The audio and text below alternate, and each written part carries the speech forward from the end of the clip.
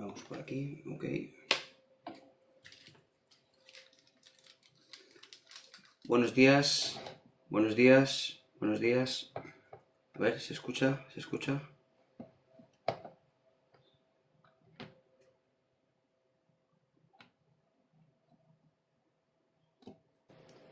Buenos días. Buenos días, vale, sí se escucha. Perfecto.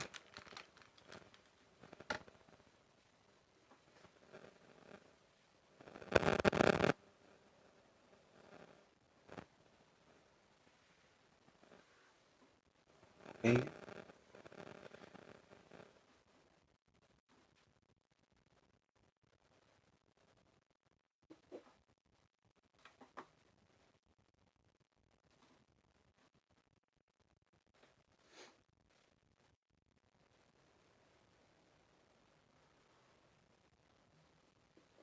Buenos días, Rosa. ¿Qué tal? ¿Cómo estás?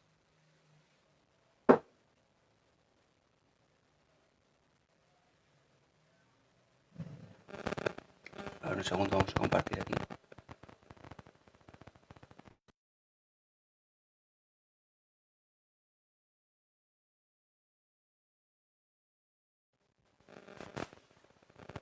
Ok.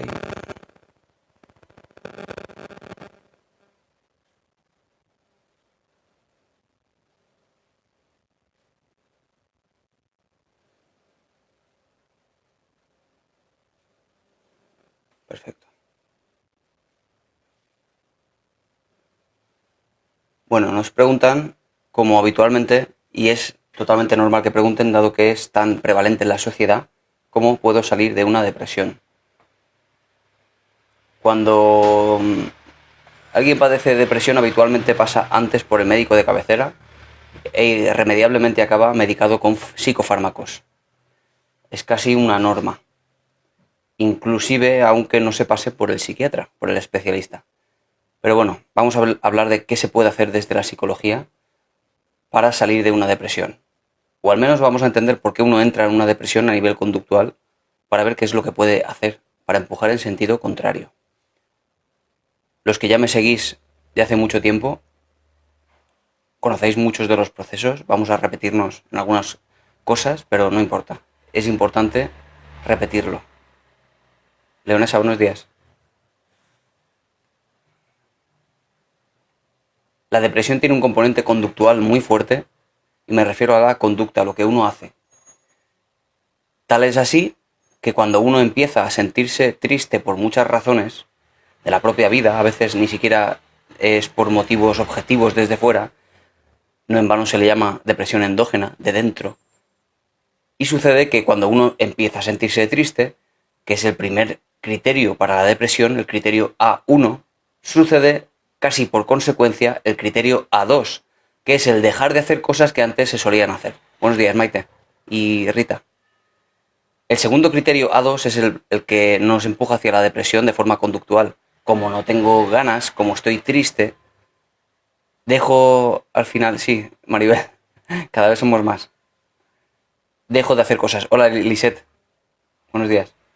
Eso es un componente conductual que creo que todo niño debería comprender, con tal de que jamás en su vida le pasara o se anticipase a síntomas de ansiedad, porque ese componente conductual es algo que está bajo nuestro control, por lo menos al principio. Así que entender esto va a prevenir frente a esos síntomas o a ese círculo vicioso de como estoy triste, cada vez hago menos cosas y cada vez por tanto tengo menos actividad eléctrica en el cerebro y menos neurotransmisores. Muchas gracias, Mer. Es importantísimo entender esto. Si lo entendiésemos desde niño, desde luego que se reducirían los índices de depresión. Pero claro, pasa como con todo. Claro, desde el punto de vista de la psicología, es fácil decir, falta más educación psicológica en los colegios. Seguramente un economista diría lo mismo con respecto a la educación financiera, etcétera. No se trata tampoco de criticar al sistema educativo. Pero seguramente vendría muy bien incluir todo esto, conocimientos básicos de psicología desde la infancia, porque de verdad que funciona muy bien. Bueno, por lo tanto, si esto empuja hacia la depresión, sabemos que desde el punto de vista de la terapia la actividad, la activación conductual, que es como se llama la terapia, hace que empieces a moverte otra vez con tal de empezar a cambiar los procesos neuroquímicos que subyacen a ese dejar de hacer cosas. Así de sencillo. Ni siquiera hace falta, y así lo dicen las evidencias científicas, que toquemos elementos cognitivos o mentales en la depresión. Lo que más funciona es sencillamente la activación conductual, el volver otra vez a moverse poco a poco y de forma progresiva y sistemática. Eso por sí solo va a tener un efecto. Preguntabas cómo salir de la depresión. Te propongo este primer paso. Nada más, no puedo proponerte nada más porque lo que más cuesta después, Parca, es el seguimiento. Lo que cuesta después es llevar esto a la práctica, a pesar de las dificultades que vayan apareciendo y que semana a semana van apareciendo, desde luego.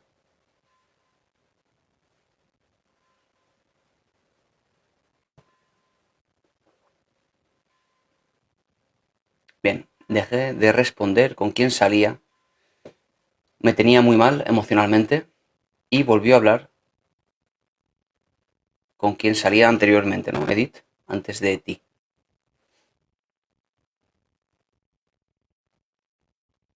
Bueno, me parece una solución a un problema bastante buena, es decir, ya lo dejaste, ya está, ¿no? Se acabó el problema, ¿verdad? Porque ahora mismo no tienes con esta persona ninguna relación, entiendo. Siempre tenemos que tomar esa opción como plausible. Llevo muchos años en terapia, terapias diferentes, terapeutas, pero mi trauma sigue doliendo. Rosa, cuando hablamos de traumas, necesitas sacar ese trauma y volver a, digamos, ubicarlo en tu memoria de una forma menos intensa. Es lo que se hace con la reestructuración cognitiva, en fin, con cualquier tipo de terapia cognitivo-conductual contra el trastorno por estrés postraumático. ¿Cómo se saca el trauma? Se trata precisamente de eso. El trauma nos lleva a evitar sistemáticamente cualquier tipo de estímulo que se le parezca lo más mínimo o que active lo más mínimo ese recuerdo. Y puede ser una imagen, un sonido, un olor o lo que sea. Como se ha estado evitando durante muchos años, lo que se necesita para los traumas es que en terapia y en contexto, desde luego, seguro, con la calma de la consulta, sacar el trauma y de tal manera que quede otra vez codificado en la memoria con una carga menos intensa. Porque cada vez que sacamos un recuerdo de la memoria, se vuelve a reescribir con nuevos datos. ¿Qué nuevos datos? Los nuevos datos de aquel estado de ánimo en el que te encuentras ahora. Así que cada vez que lo vas sacando desde la consulta, cada vez tiene menos carga, digamos, negativa. Esa es la forma de trabajar con los traumas cognitivo-conductual, que se basa sobre todo en la exposición y funciona muy, muy bien. Hola Ana, buenos días. Mame, buenos días. Nos vemos en nada en el directo para suscriptores, a las 11.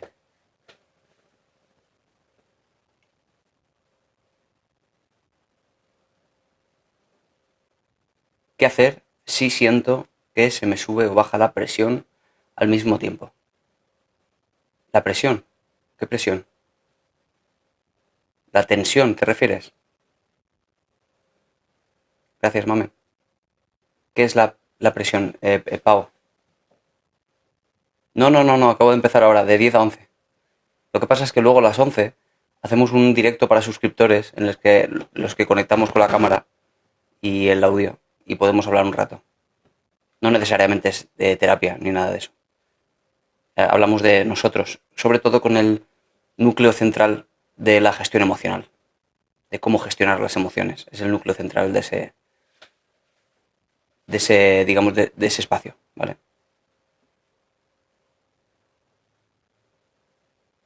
A ver, Pau, explícame qué te refieres con la presión. ¿Te refieres a la tensión?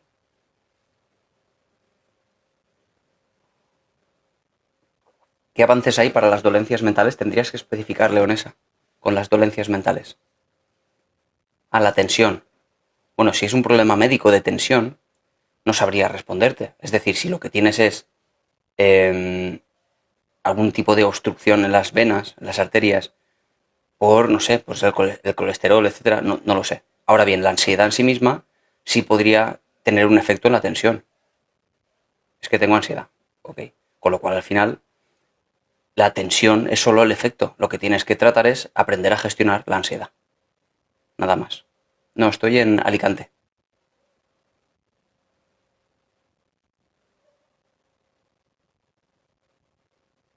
La ansiedad, por cierto, se puede controlar, ¿eh? Se puede aprender a controlar. En la consulta habitualmente se tarda un par de meses o 3 en aprender a gestionarla, incluso en casos que son graves, porque lo que está pasando es que no entiende lo que le pasa, sencillamente.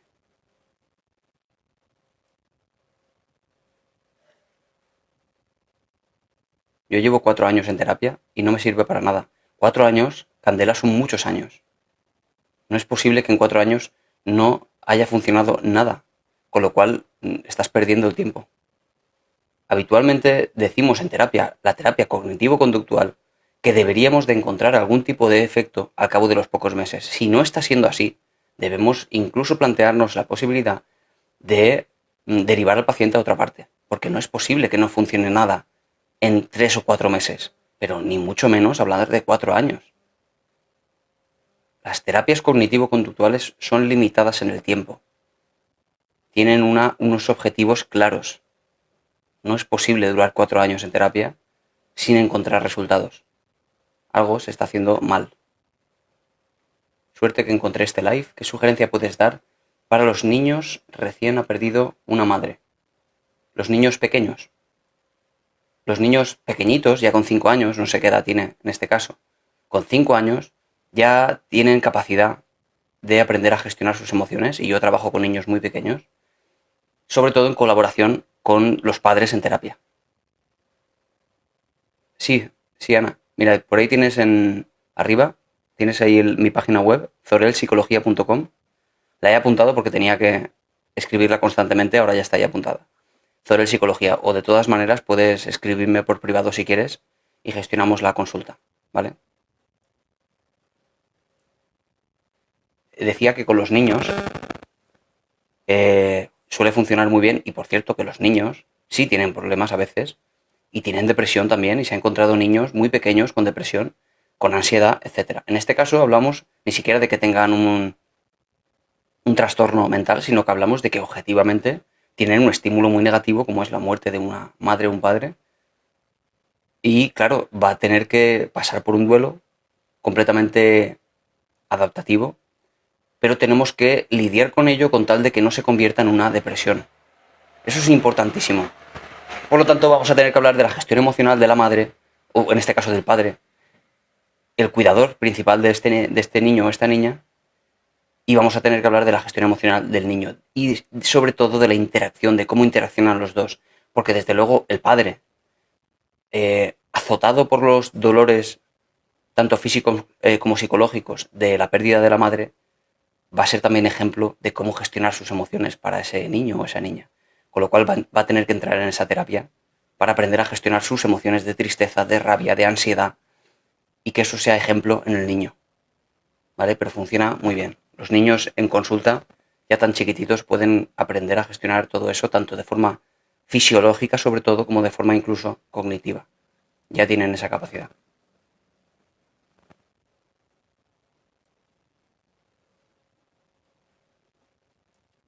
Pues muy bien, Raquel, no tengo problemas, pero he tenido muchos: ansiedad, estrés, mareos, vértigos. Se pasa muy mal, ¿verdad? De verdad que con la ansiedad se pasa muy mal, muy mal.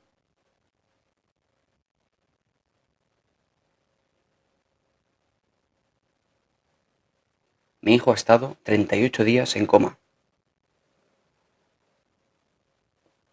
Y fijaos que una cosa es que alguien tenga un problema médico, el que sea. Y luego está algo que viene y no viene sino a complicar las cosas.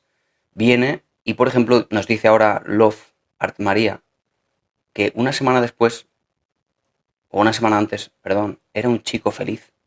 Claro, ha cambiado su estado de ánimo. Es decir, muchas veces, cuando hablamos de los efectos psicológicos de un diagnóstico, a veces es incluso peor, porque muchas veces la gente le quita las ganas de vivir. Con lo cual llega a ser incluso más peligroso el efecto psicológico que el propio diagnóstico, del cual muchas veces se puede salir. Es importantísimo también el seguimiento psicológico, que ojalá, y no voy de nuevo a criticar el sistema sanitario, pero ojalá fuera por sistema que los psicólogos siempre en todos estos casos tuvieran un acompañamiento de los pacientes a nivel psicológico. Pero, como siempre, falta, digamos, optimizar los recursos quizá, o falta más recursos. No lo sé. En cualquier caso, al final, deja al paciente en manos de acudir, según su propia capacidad, a un psicólogo por lo privado. Y eso no siempre está a la mano de todos, y es un problema eso.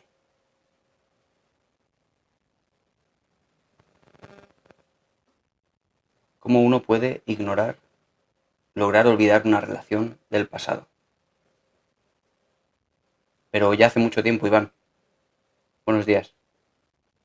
Hace mucho tiempo que ya no estás con esta persona. ¿Sabes qué pasa, Iván? Que hay cosas que no se pueden cambiar.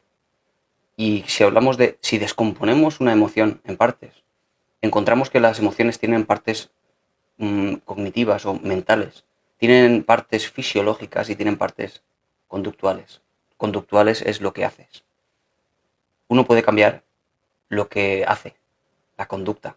Puede cambiar incluso la activación fisiológica a través de herramientas como la relajación, por ejemplo, el mindfulness, etc. Lo que no puede cambiar es la emoción en sí misma. No puede cambiar en sí mismo lo que siente. Pero de forma colateral acaba cambiando todo eso si empiezas a cambiar los pensamientos asociados a este amor que probablemente por no estar con esta persona estás idealizando. Todos esos pensamientos, ahora dado que estás en este estado de ánimo, se vuelven coherentes con lo ideal que era esta persona, pero evidentemente no era ideal, porque es imposible que sea perfecta. Sin embargo, tu atención está entrando en un sesgo de tal manera, Iván, que la haces más perfecta de lo que en realidad es, solo por el hecho de que aquello que no sucede no se tiene que enfrentar a la realidad, no se tiene que enfrentar a la rutina, ni en general a nada que suele deteriorar las relaciones. Con lo cual, esa idealización es uno de los problemas cognitivos que están asociados precisamente a pasarlo mal después de tanto tiempo. Desidealízala. Cambia esos pensamientos y acuérdate de todas esas cosas que no te gustaban, porque necesitas desmitificar esa idealización, por un lado. Por otro lado, puedes cambiar, como digo, la conducta. No llamarla, no ver fotos de ella, no ver todo eso, te va a ayudar a que cambie algo también, y a nivel fisiológico, relajación. Son diferentes herramientas que te pueden ayudar, Iván.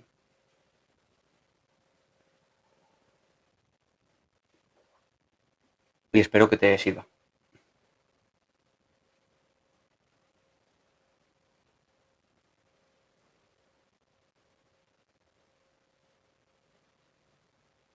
Mm.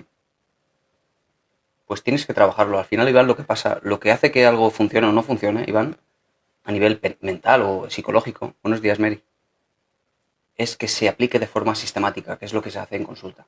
A veces funciona y a veces no, y los errores que uno comete de una forma, digamos, a veces casera, en casa, suele ser porque no se está aplicando de la forma correcta a través de la sistematicidad. En cualquier caso, si hay algún problema porque algo no funciona, necesitas un poco de ayuda. Ese detalle no lo has trabajado. Pruébalo, Iván.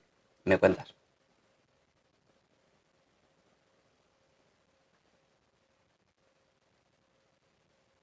Qué alegría escucharte porque lo explicas todo muy claro. Gracias. Hola, Teresa. Buenos días. ¿Está tu marido por ahí?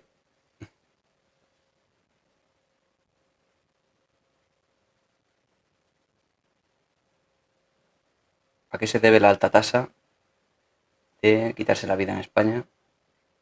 ¿A qué se debe? Pues lo tenemos claro. No solo la depresión, sino sobre todo la depresión y la ansiedad cuando van de la mano. Algo relativamente habitual.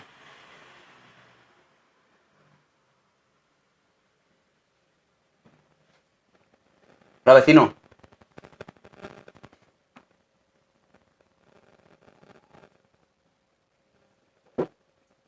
Que por cierto creo que es, si no me equivoco, la quinta causa de muerte del mundo. ¿Vale? La depresión la ansiedad, sobre todo la depresión, pero cuando van de la mano y, y lleva pues a lo conductual que es eso, ¿no? A quitarse la vida.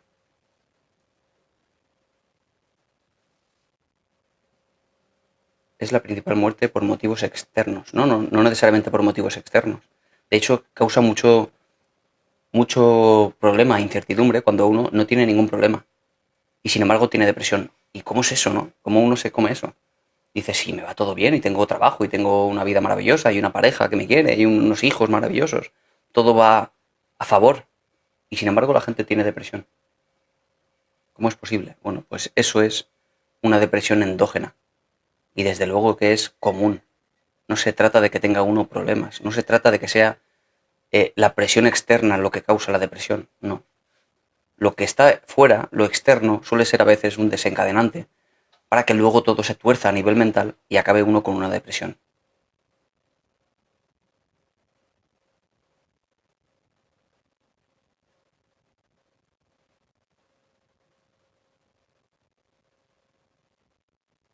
Tanto es el dolor que sufren que optan. Sí, mira, la parca. Con respecto a esto, habitualmente encontramos que las personas que acaban haciendo esto no es que tuvieran tanto unas ganas conscientes o planificadas de hacer esto, sino más bien que quieren quitarse esta emoción tan intensa, se la quieren quitar de encima. Más bien es falta de ese control o esa capacidad de quitarse algo de encima que piensan que no se va a acabar jamás y evidentemente que es transitorio lo que sienten. Pero no lo ven así, lo ven como algo que no se va a acabar jamás.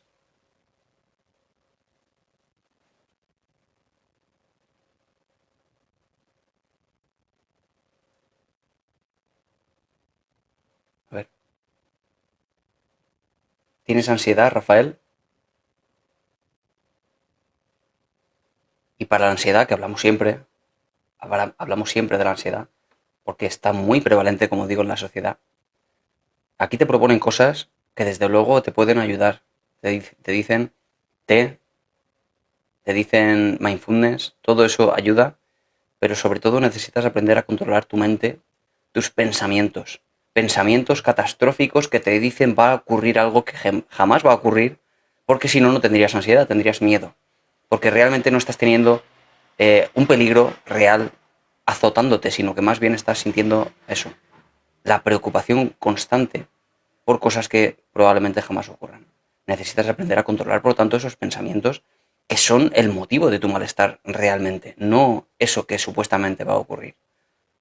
Y siempre digo que uno debe, sobre todo, aprender a generar alternativas de pensamiento, sobre todo eso, que vayan contradiciendo una a una todas esas supuestas afirmaciones que te dice tu mente de eso que va a pasar. Esa es la herramienta principal para gestionar la ansiedad. Si uno piensa, ¿y si cuando coja el coche voy a tener un accidente? Que uno pueda generar esa alternativa que te diga, bueno, pero ¿cuántos accidentes he tenido yo en mi vida después de, no sé, 15 años conduciendo? ¿Cuántos accidentes hay en general en la vida? Muy pocos. ¿Cuál es la probabilidad de que yo ahora coja el coche y tenga un accidente? Y trabajar así, contradiciendo uno y otro pensamiento uno a uno, con tal de ir reduciendo la carga de intensidad, con tal de que el efecto fisiológico sea otro.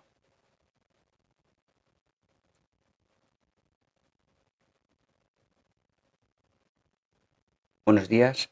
¿Y qué pasa cuando en una pareja ella tiene inseguridad y siente celos? Eso digo yo, ¿qué pasa? El pensamiento es un chismoso, así es. El pensamiento nunca para. ¿Y qué pasa cuando tenemos una pareja celosa? Que dice eso lo añado yo, que dice eso como muchas veces, ¿cómo puedo hablar contigo sin que se vea? Mary, pues me puedes escribir por privado, aunque si me escribes textos muy largos por privado, probablemente lo vea y tenga 15 más en el día y me cueste mucho contestar. Si tienes que preguntar algo, pregúntalo por aquí, o si lo que quieres es una consulta privada, te puedo dar consulta escribiéndome por privado quizá o por la página web que la tienes ahí arriba, zorelpsicología.com. Porque claro, abro este espacio precisamente para poder responder preguntas. Pero imaginaos que tuviera ahora que responder a las mismas preguntas o a otras nuevas a través del chat por privado. Me supondría no solo una hora al día como dedico aquí, sino muchas más horas, con lo cual eso no puedo dar, no puedo llegar a tanto, no puedo abarcar tanto tiempo, porque tengo muchos mensajes, de verdad, tanto no solo en TikTok, sino en Instagram también tengo muchos seguidores y mensajes diarios y a veces no puedo. Y tengo que pedir disculpas por ello porque no tengo este espacio para contestar preguntas, ¿vale? A no ser que uno quiera una consulta privada, ¿vale? Bueno, ¿qué hacemos con estas parejas celosas que dicen eso de yo soy celosa solo o soy celoso solo si me dan motivos? No es cierto. El que es celoso porque los celos son un sentimiento o una emoción secundaria psicológicas, profundamente psicológicas. No tiene nada que ver con la evidencia de que tú me muestras o tú me demuestras que tengo derecho a tener celos porque haces esto o haces aquello. No tiene nada que ver los celos. Alguien seguro de sí mismo, alguien que confía en sí mismo y por tanto también confía en el otro, no tiene por qué sentir celos incluso ante la evidencia. Alguien que no es celoso y seguro de sí mismo con la autoestima alta, a pesar de la evidencia de encontrarse a la pareja con otra persona, diría, muy bien, has roto nuestra relación, has cruzado el límite. Se ha roto la relación, pues me marcho y se acabó. No tienes por qué ponerte celoso. No tienes por qué sentir que te han quitado algo que es tuyo, porque eso no es tuyo tampoco.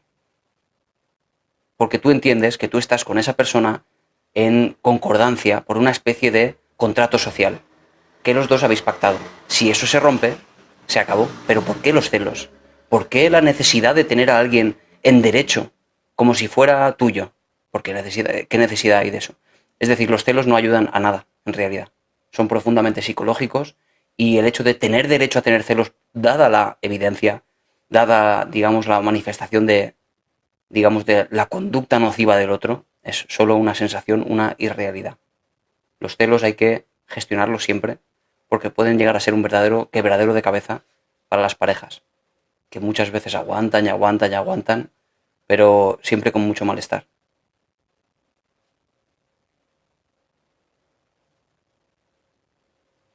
Exactamente, piensas cosas que no son realidad. Así es, maravilla. Empiezas a darle explicaciones. Sí, puedes preguntar lo que quieras. Voy a intentar responder a todo como siempre, ¿vale? Claro, así es, Cristina. Inventas historias. Tú encuentras un efecto, no sé, un papel en el bolsillo de tu pareja y empiezas a pensar, este papel, a ver si lo ha escrito no sé quién, con un número de teléfono, por ejemplo, ¿no? Y empiezas a pensar, seguro que es una chica que le ha dicho que no sé qué, y a lo mejor es un número de teléfono de un cliente de tu marido, tu pareja, etcétera. Al final uno acaba rellenando de sus inseguridades, digamos, acaba rellenando la historia, lo que no conoce. Hola Mar, buenos días.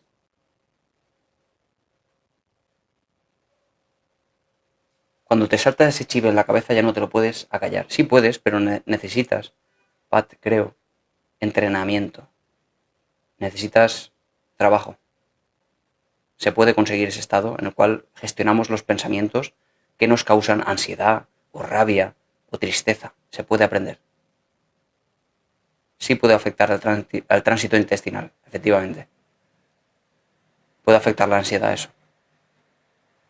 Los celos se trabajan, claro, porque cuando hablamos de la gestión emocional, evidentemente estamos hablando de gestionar las emociones en general, no solo la tristeza, la alegría, el miedo, todas las emociones, incluidas las secundarias, el orgullo, la culpabilidad, la vergüenza, los celos, la envidia, todo eso son emociones que cuando uno aprende a gestionar las emociones, aprende a gestionar como mecanismo general para todas las emociones,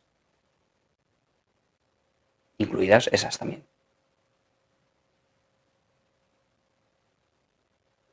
Las emociones principales son 7, según los estudios de Paul Ekman, que es el que más ha investigado las emociones, ¿vale? Y le llaman básicas a 7, ¿vale? Son la alegría, la tristeza, el miedo, el asco, la ira, la sorpresa, ¿vale? Y hay una séptima que ha sido cuestionada en algunos momentos, pero que luego ha sido valorada de nuevo con tal de encontrar la evidencia, digamos, biológica de esta emoción, que es el desprecio. Lo que pasa que desprecio, por alguna razón en castellano, se confunde con otro tipo de emociones, como hacer un feo a una persona. No es eso. El desprecio es la emoción de sentirse superior a otra persona. Esa emoción también es universal y me refiero a básicas precisamente por eso, porque se han encontrado expresiones faciales de esas emociones en todas las culturas del mundo, inclusive las culturas que no tienen, digamos, relación con Occidente. Porque podríamos pensar Paul Ekman. Y son universales por esa razón, ¿vale? Se han encontrado patrones faciales, ¿vale? ¿Qué me refiero con patrones faciales? Con esto. Tristeza, si enseñamos o mostramos una historieta a cualquier cultura del mundo sobre la pérdida de un hijo, por ejemplo, y cómo te sentirías, todo el mundo muestra la misma expresión facial, que sería las cejas que se levantan en el interior, ¿vale? Los labios que caen, ese tipo de expresiones, incluso estas especies de fisuras nasogenianas, cómo se levantan, haciendo esa expresión de tristeza. También, por ejemplo, las cejas arqueadas, es decir, se levanta la parte interior de las cejas, que sería esto, ¿vale? A la vez el miedo, por ejemplo, es una expresión facial también universal porque sería esto, cómo se estiran horizontalmente los labios, cómo se levantan de interior y exteriormente con tensión en el centro de las cejas, es decir, a la vez que se levantan los párpados superiores. Esto, ¿vale? Sería un patrón de miedo, una expresión facial que muestran todas las culturas, así con todas las emociones básicas. Por ejemplo, ya emociones secundarias dadas como por ejemplo la envidia, los celos. ¿Qué pasa con esas emociones? Que no se han encontrado en todas las culturas. Que hay culturas que no las manifiestan, no las entienden, no las expresan y no tienen patrones faciales, ¿vale? Como no tienen patrones faciales, se consideran secundarias o digamos se consideran mezclas de otras emociones. Por ejemplo, la vergüenza sería una mezcla de tristeza y miedo, por ejemplo. Y no hay un patrón, digamos, facial común a eso, aunque se pueden encontrar digamos, evidencias de una y de otra. ¿Cómo se identifican las emociones? No sé ponerle nombre a mis emociones. Pues en eso se está ahora en la educación. Ahora mismo sí es cierto que no se enseña gestión emocional profunda a los niños, pero sí que parece que están empezando a hacerles entender un poco de eso de identificar las emociones y está muy bien. Al final lo que necesitas, Maravilla, es un proceso de autoconocimiento. Necesitas registrar cada vez que sientas una emoción y que hagas ese análisis de cómo me siento, por qué me siento así, qué pensamientos hay adyacentes y que explores qué estás sintiendo. Es que muchas veces cuando dices que no sabes ponerle nombre es porque tienes varias emociones a la vez, que es algo tan común en los adultos. Se va haciendo más complejo. A veces alguien siente rabia y tristeza a la vez. A veces alguien siente miedo y siente también tristeza a la vez. Todo eso ocurre y tienes que ser consciente de qué está pasando. Porque, por ejemplo, si sintieras tristeza y te dan ganas de llorar, vas a sentir el nudo en la garganta. Y eso es tristeza. Sin embargo, si lo que sientes es miedo, vas a sentir más bien el nudo en el estómago, por ejemplo. Son cosas que nos permiten saber identificar esas emociones. Pequeñas cosas. Sí, Mar, que de hecho tiene mucho que ver con lo que hablábamos el otro día de la gestión de la detección de mentiras. Porque cuando uno habla de detección de mentiras, que por cierto soy experto en eso, en detección de mentiras a través precisamente del comportamiento no verbal, se habla precisamente de eso. De cómo uno lo que ve en la otra persona, es emociones, no ve la mentira. Solo que lo que encuentra es la incoherencia entre la emoción que quiere manifestar y la emoción que está sintiendo de verdad a través de la expresión facial. Eso es, los microgestos. A través de las microexpresiones, más bien, microexpresiones. Porque si uno dice, estoy muy triste, sin embargo no levanta la parte interior de las cejas y muestra una supuesta intensidad grande a través de la voz, está fingiendo una emoción de tristeza. Si está diciendo, me duele mucho esto, de lo triste que estoy, y no está sintiendo, no está mostrando tristeza, sabemos que miente, por ejemplo, a través de eso. No es que veamos la mentira, lo que vemos es las emociones, la expresividad facial, la voz, el tono, etc. Muchos, digamos, marcadores que nos hacen deducir que podría estar mintiendo. Eso es lo que vemos. Pero nunca jamás lo de se ha tocado la ceja o se ha tocado la nariz, está mintiendo. Eso nunca jamás. Sí, es un mundo, ¿eh? Es un mundo muy interesante, Mar. Un libro que me recomiende para enfrentarme a psicología oscura. No, lo siento, Armando. No leo libros escritos para personas que no son psicólogos, leo solo libros de texto. Pero ¿cuál es el motivo de querer investigar sobre psicología oscura? Imagino que de nuevo te has encontrado con alguien que has etiquetado como narcisista y quieres tratar con esta persona de una forma mejor o no quieres ser manipulado o algo así. Pero no leo libros de ese estilo, a no ser que lo que busques sea conocimiento científico y lo que encuentres, o digamos que lo encuentres en el mejor sitio, como suele ser los libros de texto, no los libros escritos por alguien que tiene una intención particular. Eso no sirve para demasiado. De verdad lo digo, ¿eh? Es que de verdad lo digo. Sé que muchos se pueden sentir, incluso los escritores, yo soy escritor por cierto, ¿eh? Pero no escritor de psicología, sino de literatura. Pero de verdad es que sirve de muy poco leer a un autor que habla de algo concreto, incluso revolucionario, porque no vas a ver la complejidad del asunto, solo vas a ver la simplicidad que este autor ha, digamos, organizado para hacer entender algo concreto, pero no sirve de demasiado para entender algo complejo. Lo que sirve es que entiendas cómo se ha estudiado todo de un campo, inclusive el autor ese. Y en un libro de texto te van a hablar de ese autor, te van a hablar del que piensa contrario, te van a hablar de otras evidencias respecto de ese mismo tema. Yo sugiero siempre que se lean libros de texto. Es decir, uno quiere estudiar sobre psicología, no sé, oscura, como dicen por aquí, aunque es un término más bien coloquial. Es decir, quiere estudiar sobre el narcisismo, sobre la psicopatía. Mejor estudiar psicopatología. Un libro de psicopatología te va a hacer entender mucho mejor todo esto. ¿Qué pérdida de tiempo hace al psicólogo que te refieres, Leonesa?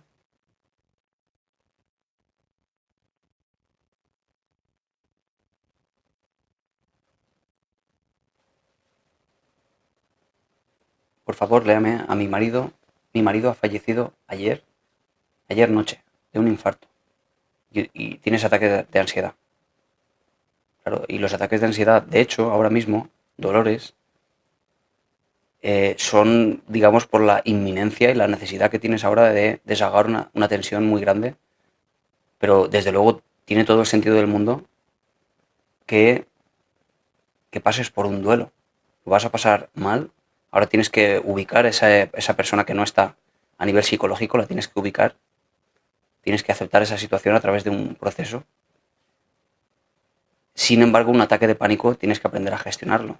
Los ataques de pánico son algo muy concreto y que no se justifican por ninguna razón característica. Es decir, uno puede pensar, he tenido un ataque de pánico porque me pasó esto ayer. En realidad no.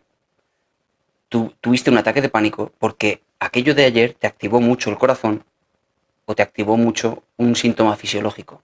Y empezar a tener miedo precisamente por lo mismo, tener miedo de que a ti te dé un infarto por tu gran activación cardíaca, es lo que te provocó un ataque de pánico. Es decir, de nuevo, los pensamientos repetitivos de ¿y si me pasa algo que probablemente no te vaya a pasar?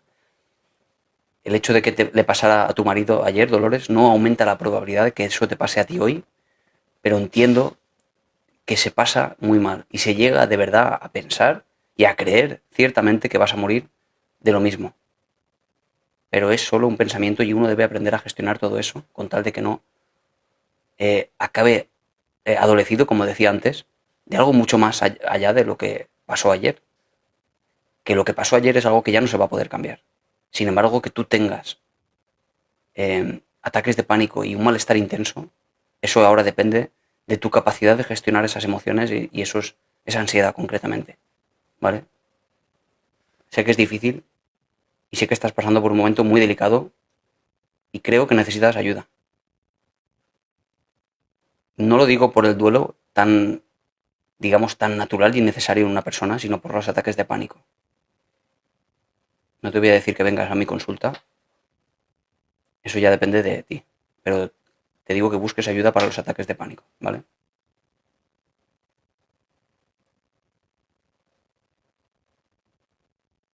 A ver,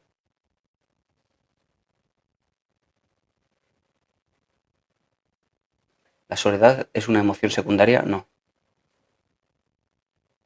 La soledad sería algo característico, pero no tanto una emoción, sino una condición y la tristeza asociada a eso. ¿En qué localidad? Estoy en la provincia de Alicante y estoy en Monóvar, que es una ciudad del interior. Y mi consulta la tengo en la ciudad de al lado, que es Novelda.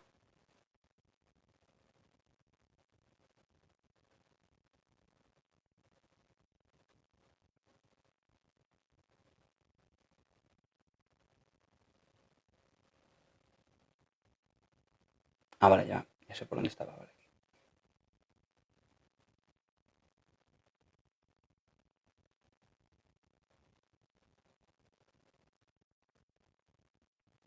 Un narcisista manipula y miente hasta los psicólogos. Esto lo había leído, creo.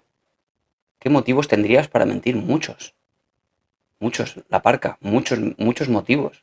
La gente miente de media 5 veces al día. Es algo completamente natural. Sí hago consultas online. Tienes por ahí la página web, zorelpsicología.com.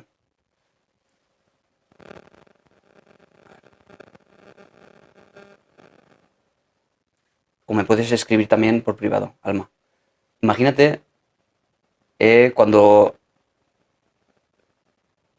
ya tenemos aquí al hater de siempre.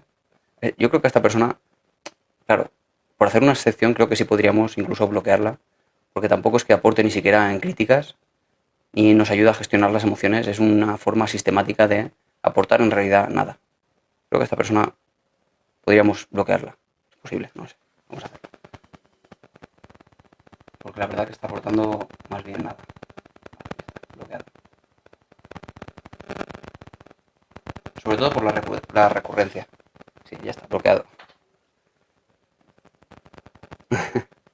Sí, porque si aportara algo nuevo, aunque fuera en forma de críticas, pero no, la verdad que aporta poco. Bueno, decía sobre el tema de las mentiras. Realmente cuando uno miente a su hijo y le dice eso de ha traído los regalos Papá Noel, o le dice a su mujer eso de estás guapísima, ese vestido me encanta, y a lo mejor no le encanta ni le gusta. Claro, lo que intenta uno a través de la mentira es no hacer daño a la otra persona. Otra cosa es que mintamos para conseguir algo, por ejemplo. Es que aquí el problema no es la mentira. Aquí el problema es la intención de la mentira, pero la mentira es algo que está en el ser humano por una razón. Todo lo que está en el ser humano, desde luego, tiene un sentido adaptativo, y me refiero en el ser humano en general. Otra cosa es que solo que haya formas, digamos, de comportarse que sean raras, pero cuando todo el mundo se comporta así, es algo completamente adaptativo, evolutivo. Está en el ser humano por una razón, nos ha hecho sobrevivir el mentir. Mentir no es malo ni es bueno, es algo completamente natural, inherente al ser humano. Otra cosa es que ahora valoremos y digamos, es que me está mintiendo para hacerme daño.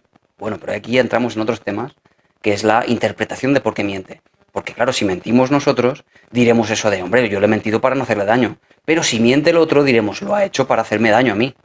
Con lo cual estamos cayendo en la interpretación. Eso sí es un problema. ¿Qué libro me recomienda para entrar en el mundo de la psicología? Pues yo te recomiendo que te metas en la biblioteca de la UNED, se llama Linceo, y que empieces con cualquier tema de la psicología que te interese, porque son muchos temas. Es decir, ¿te interesa la emoción? El proceso de la emoción como tal, estudia psicología de la emoción. Búscate el libro de psicología de la emoción, que va a ser así de gordo, y te lo lees entero. Va a costar un poco entender términos porque ya parte de la base de que tú entiendas ya algún tipo de cosa. Hola Antonio, Antonio Negrillo, ¿qué tal? Te he reconocido por la foto. Si te interesa la psicología de la motivación, pues vas a tener que encontrar ese estudio. Es que claro, es muy amplio. Si te interesa la personalidad, la inteligencia, te interesa el aprendizaje, algo por cierto tan desconocido, el aprendizaje que nos lleva a entender el por qué la gente hace lo que hace. Es decir, por qué la gente hace lo que hace a través de estímulos y respuestas muy concretos. Eso es psicología del aprendizaje. Es decir, el conductismo. Pues estudia, por tanto, o cómprate el libro de psicología del aprendizaje. Pero psicología en general, claro, es como desgranar la psicología, la carrera de 4 años, en un solo libro. Difícil. Hay tanto en psicología. Sí, es enorme. Si, por ejemplo, te interesa la psicología de las organizaciones, la psicología social, de por qué los grupos se mueven de determinada manera, qué factores les involucra, qué factores les condiciona, pues estudia psicología social o psicología de grupos. Todo eso es muy amplio. desde luego, depende de lo que tú quieras.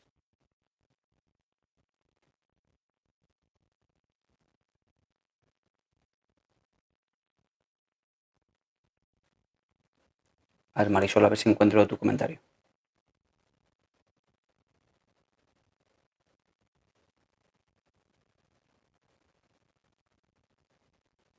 No encuentro tu comentario, Marisol. Vuelve a preguntar, porfa. No lo encuentro.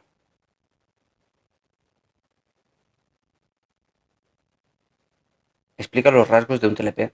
A ver, el TLP hay que entender, y vamos a hablar primero, Maravilla, sobre todo de los trastornos de la personalidad en general. Si hablamos del TLP en particular, vamos a ver cómo esa persona tiene una inestabilidad emocional muy grande. Eso, digamos, lo definiría en principio, ¿vale? Pero sobre todo hay que entender que una persona que es inestable a veces no sirve para determinar nada. Lo que necesitamos es saber si esa forma inestable de reaccionar emocionalmente se generaliza a otros contextos, porque es lo necesario para cualquier trastorno de la personalidad. Es decir, que le pasen en contextos muy diversos. Es decir, si tú imagínate que te alteras muchísimo con tu pareja, no sirve para diagnosticarte de esto. Te alteras muchísimo también, y digo de forma excesiva, con tu madre, en tu trabajo, incluso con la posible pérdida del trabajo. Es decir, te pasan muchos aspectos, entonces es posible que tengas un trastorno de la personalidad.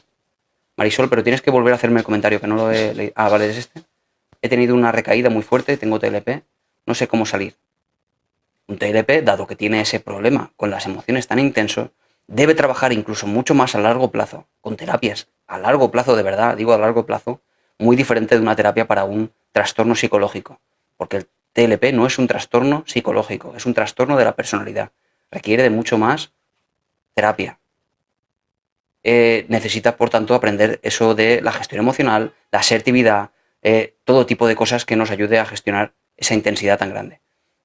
Lo que se hace para el TLP concretamente es la terapia dialéctico-conductual, que de tantas veces he hablado.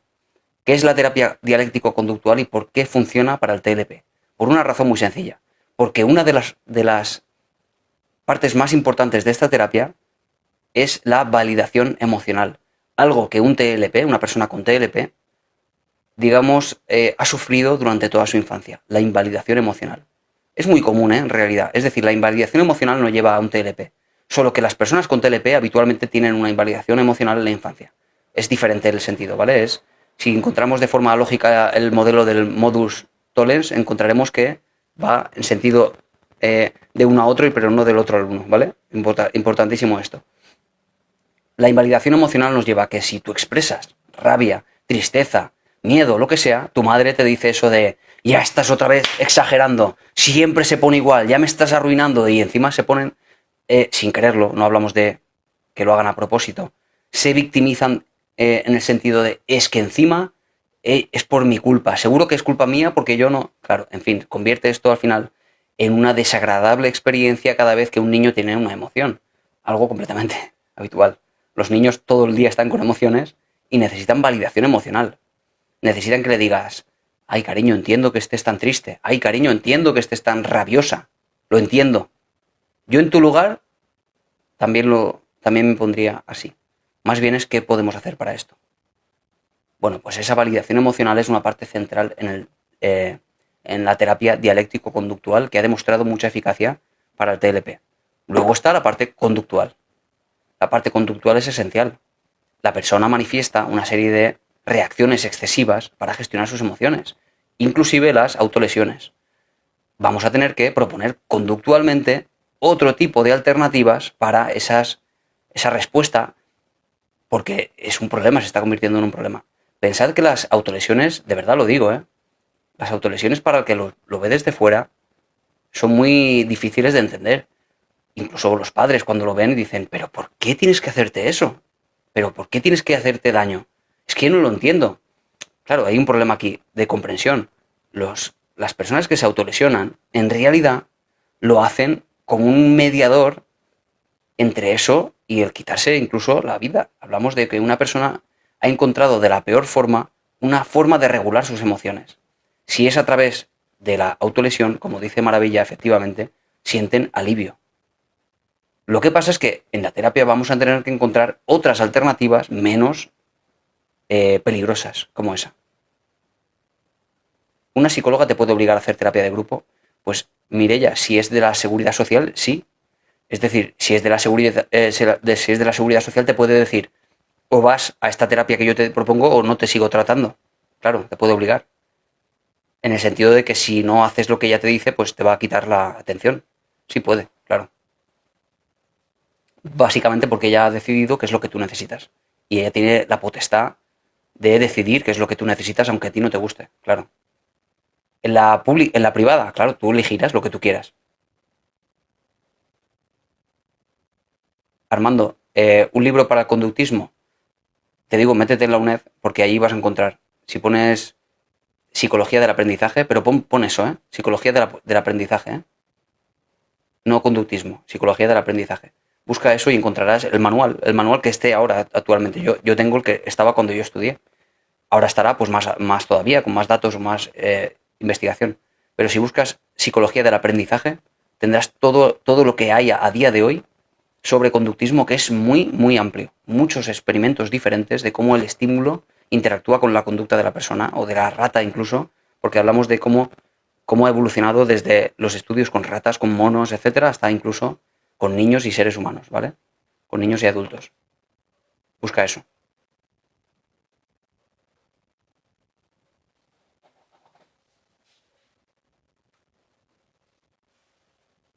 ¿Qué pasa, Mary? ¿Cómo está eso? David, ¿qué tiene que ver comentarios con la autoestima? ¿Te crees más por ser psicólogo? No he entendido esto. Sí, yo estudié en la UNED. No he entendido, Mary, esta crítica. De verdad, ¿qué ha pasado? Si buscas, te refieres al libro este de la UNED, busca en la biblioteca de la UNED, se llama Linceo. Si buscas Linceo en Google te saldrá.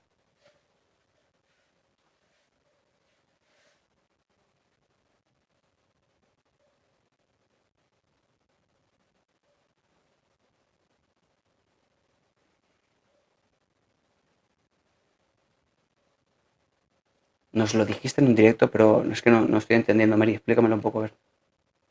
¿Qué tiene que ver comentarios con la autoestima? ¿Y si me creo yo más por ser psicólogo? ¿Pero por qué dices que me creo yo más por ser psicólogo? Es que eso no lo he entendido. Gracias. Me encanta cómo lo explicas, gracias. Pero no sé a qué te refieres con eso. Entiendo que en tu mente está muy claro porque sabes de lo que hablas, pero ahora mismo yo estoy desubicado. No sé a qué te refieres. Te obliga la psicóloga a hacer terapia grupal y te encuentras que la imparte la trabajadora social. Mm, gracias, maravilla.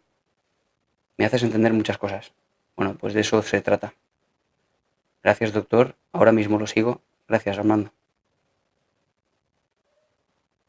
Yo tengo por aquí alguno, y luego, si lo encuentro, te lo enseño, de psicología del aprendizaje. A ver si lo tengo por aquí. Es que el otro día mostré un libro y me saltaron un poco las alarmas. Se ve que no puedo mostrar libros por derechos de autor o algo así. Entonces no puedo. Quizás lo muestro y se saltan algún tipo de alarma de TikTok que detecta eso. Una consulta psicológica online es igual de efectiva que la presencial, sí, Elena. De eso no hay ninguna duda. Otra cosa es no tanto la efectividad, Elena, sino la sensación que tú quieras, que tú tengas, ¿no? Si por ejemplo a ti no te hace sentir cómoda estar en casa, bueno, puede pasar. Más bien es la sensación, no tanto la efectividad. Sí que es cierto que personas que se sienten en parte un poco incómodas con la terapia online, digamos que desaparece ese estado cuando pasa unos minutos o, ¿vale? Cuando pasa un poco, se acaba olvidando uno que está en la pantalla. ¿Qué opinas de la sertralina? Para mí igual de cercana, dice Amar. Sí. Es así como sucede, al final como que te olvidas. La sertralina o cualquier inhibidor selectivo de la recaptación de serotonina, ¿qué opino? Bueno, pues yo opino que hay veces que hace falta tomar fármacos para algunas afecciones graves. No siempre, pero es lo que se da casi por sistema. Se dan fármacos casi para, digamos, trastornos leves o moderados, cuando en realidad con la propia terapia ya funcionaría. Pero siempre he dicho que muchas veces se dan fármacos porque es lo que la seguridad social es posible que te dé, porque no puede darte más. Pero es cierto que la terapia psicológica ha encontrado ser eh, más eficaz que la farmacológica, la terapia farmacológica. Pero ¿te lo puede aportar eso la seguridad social? No lo sé si puede. Entiendo que no. No voy a cuestionar si eso puede o no puede. En cualquier caso, lo que sí sé es que faltaría muchos más recursos para que a cada una de las personas que tienen ansiedad o depresión, que son muchísimas, tuvieran una consulta semanal para ese tipo de síntomas, ¿vale? Así que lo que te aportan es eso, que es súper barato. Hola, tengo un trastorno y no puedo hablar de ello por aquí. ¿Haces consultas online? Sí, puedes escribirme por privado, Eva Luna, o aquí en la página web que tienes aquí arriba, ahí, zorelpsicología.com. Ahí puedes coger consulta con la disponibilidad que tengo ahora mismo, ¿vale?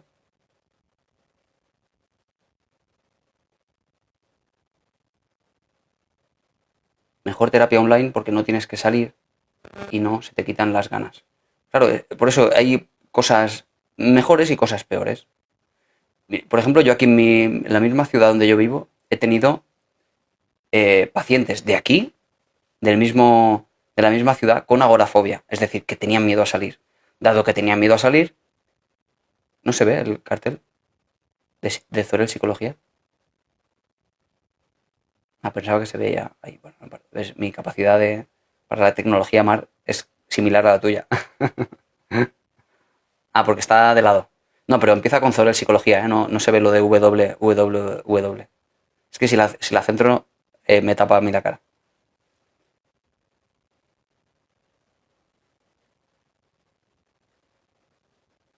Digo que esta persona con agorafobia empezó con unas sesiones online, pero luego, dado que le venía bien para su exposición, acabó viniendo a terapia aquí.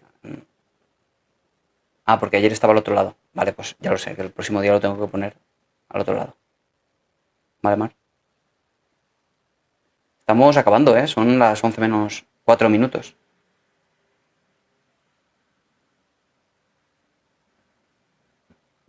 Tienes agorafobia también. La agorafobia y la ansiedad en general, siendo la agorafobia algo particular, es decir, miedo, ataques de pánico en la calle, eh, tiene una eficacia del tratamiento cognitivo-conductual muy alta. ¿Vale?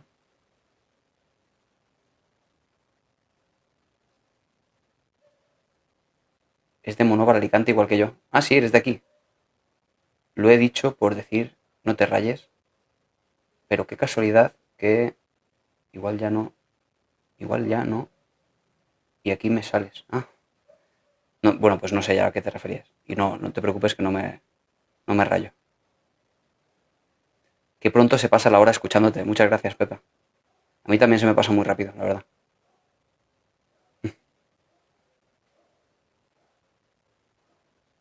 Oye, por cierto, voy a contaros una cosa que pasó ayer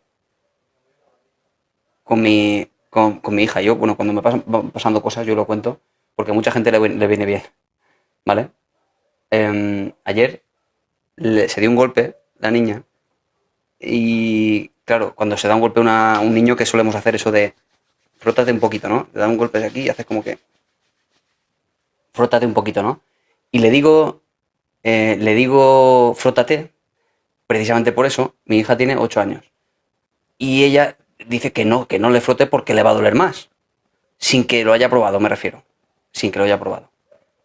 Y yo, claro, le expliqué después, porque en ese momento no quería, le expliqué después que en realidad el frotarse no es que te vaya a hacer no te va a hacer que duela más, sino que todo lo contrario, va a hacer que duela menos. ¿Por qué razón? Yo se lo intenté explicar de la forma más clara posible, aunque es un poco difícil. Pero le expliqué esto del modelo y creo que es muy visual, el modelo de la puerta al dolor, ¿vale? Y así se lo expliqué a ella. Es una puerta al dolor. ¿Cómo funciona el tema del dolor, ¿vale? Quiero mostrarlo aquí para que veáis cómo se lo hice entender a ella y cómo ya a partir de entonces ya, si ella tiene cualquier golpe, en vez de lo que hace ella, que es evitar tocarse, seguramente pues dirá, ah, vale, pues si me toco, porque lo experimentó ayer, me va a reducir el dolor. Así es. El tema es que en la médula espinal hay unas fibras la médula espinal tiene como diferentes fibras o grupos de fibras, como cordones dentro de la médula, que conectan con el bulbo raquídeo, con el lemnisco, en fin, con el cerebro, ¿no? La médula espinal es lo que va por la columna hasta el cerebro, ¿vale? Bueno, pues hay una serie de fibras por la parte lemniscal o la parte de atrás de la médula que se llaman fibras alfa y fibras beta, no, fibras eran alfa beta y alfa delta, si no me equivoco, algo así, fibras alfa, luego lo revisaré. Sí, fibras alfa beta y alfa delta, son las fibras pequeñas y las fibras grandes. Esto es muy interesante porque entendemos que una persona cuando tiene un golpe lo que activa son las fibras, las pequeñitas, las fibras alfa beta, son esas fibras que al activarse nos duele muchísimo porque son rápidas. Si activamos las fibras, voy a decir las grandes, no me acuerdo cuáles eran, las fibras grandes se activan por dos razones y son las que cierran la puerta al dolor, ¿vale? Por eso este modelo se llama así, la puerta al dolor. Si conseguimos activar las fibras grandes tocando alrededor o en el centro, conseguimos calmar, ¿vale? Porque son capaces de eso, de cerrar esa puerta, pero no solo tocando, cuidado, porque es donde quería llegar. Quería llegar a un punto en el que podemos entender que el dolor no solo es biológico, sino también psicológico. Resulta que las fibras grandes también se activan por otra razón, no solo por tocar, no solo por masajear. También se activan por prestar atención a otro sitio. Si prestas atención al dolor que estás sintiendo, se activan más las fibras pequeñas, las que hacen que duela más. Si prestas atención a otra cosa, deja de doler tanto porque cierras la puerta a través de las ondas grandes, las fibras grandes. Es en sí mismo esto interesante porque, de hecho, lo habréis comprobado en un momento determinado. Cuando estáis en una conversación, hablando con alguien, os duele menos aquello que os duele. De pronto os dais cuenta y notáis otra vez el dolor. Es porque le estáis dejando de prestar atención. Quería mostrarlo porque me parece muy visual esto, muy interesante. Para alguien que tiene dolor físico, que aprenda a quitarle la atención mediante pues herramientas como el mindfulness, etcétera. De verdad que es muy interesante. ¿A que sí? Hacías eso de niño, claro, es que funciona muy bien, ¿eh? Pero bueno, más allá del masajear directamente, también que entendáis que el dolor no solo es biológico o físico o fisiológico, también es psicológico, porque está interactuando también el proceso de prestarle o no atención a ese dolor. Vale, y bueno, voy a dejarlo aquí. Voy a bajarme a hacerme un café y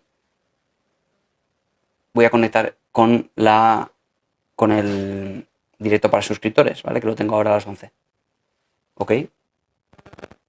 Y si alguien quiere suscribirse, pues bueno, son 3,5 € al mes y pasamos un rato creo que muy bueno. Tampoco se trata de terapia como tal, es más bien un espacio para hablar sobre todo de la gestión emocional, ¿vale? Es la intención.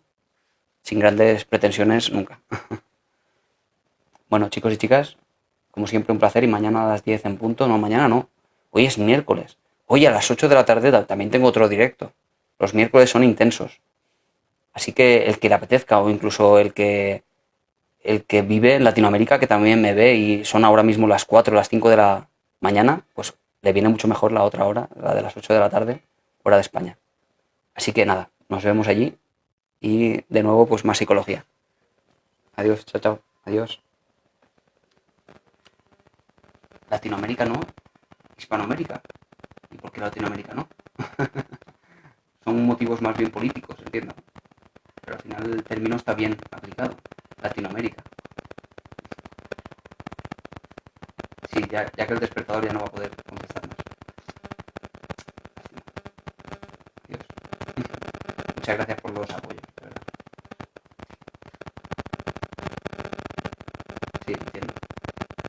Aunque si buscas en el diccionario se entiende que está aceptado el término. Por eso digo que más bien son motivos políticos. Pero si el diccionario lo acepta, podemos considerar que es aceptable, por tanto. Dado que el diccionario es común a todos los castellano parlantes. Bueno, chao, chao, me despido. Adiós. Vuelvo enseguida para el directo para suscriptores, ¿vale? Voy a bajar